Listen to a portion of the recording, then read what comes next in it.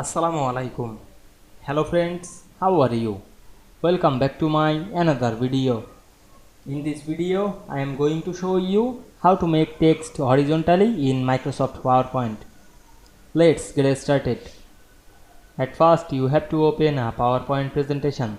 Now you want to make text horizontally. At first, go to your slide. Now you can see here many text. Now you want to make the text horizontal. At first, select the text. Now I am rotate this text another way. Select the text box, go to the shape format menu, and we can see here the rotate option. You can rotate this horizontal, select this horizontal. We can see here automatically make this horizontal. You can change this rotation, then select the horizontal. Otherwise you can change the rotation. Go to the more rotation option and select the rotation. Now I make 360 degree, then press enter. Now we can see we rotate text horizontally very easily. I hope you enjoyed the video.